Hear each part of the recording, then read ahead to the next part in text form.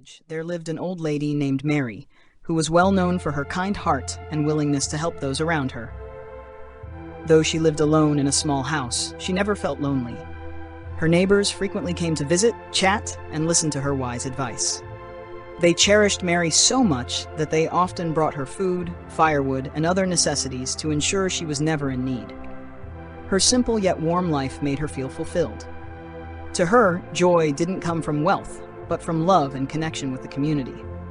Each day passed peacefully as Mary continued to live with gratitude, content with the small things around her. The affection and sharing from the villagers were the most precious gifts, helping her feel deeply loved and truly happy. One chilly autumn morning, Mary decided to head into the forest to gather firewood. As she ventured deeper, she stumbled upon an old pot, partially buried in the ground. Curious, she brushed off the dirt and opened it. To her amazement, it was filled with glittering gold coins. Her heart raced as she imagined a prosperous life, a grand house, a velvet armchair by a warm fireplace. However, the pot was too heavy for her to carry alone. Cleverly, she created a makeshift sled from wooden planks and tied the pot securely. Bit by bit, she dragged it out of the forest.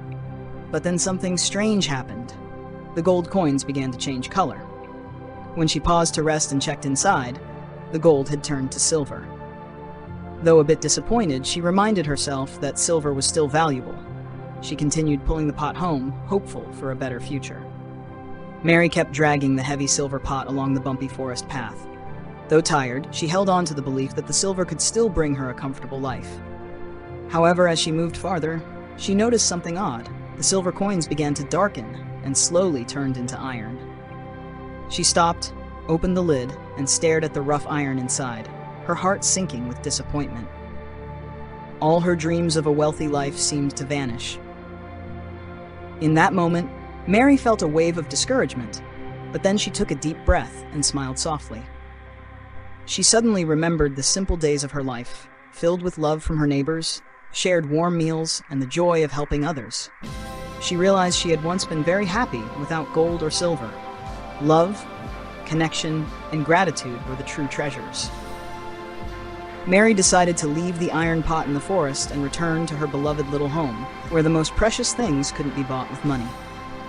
Mary sat by the roadside, resting as the late autumn sunlight gently filtered through the leaves, lighting up her thoughtful face. Though the gold had turned to iron, she no longer felt regret. Instead, she felt a strange sense of peace. She recalled her quiet but loving days, the warm little house, meals brought by neighbors, and the afternoons spent telling stories to children. These memories reminded her that she had truly been happy, even without material wealth. Mary smiled and told herself that happiness doesn't come from what we have, but from how we perceive and appreciate life. She stood up, left the pot by the roadside, and slowly walked back to the village. That evening, she sat by the fire in her familiar old chair, her heart filled with warmth. It wasn't money that made her feel this way. It was the love and care she still received.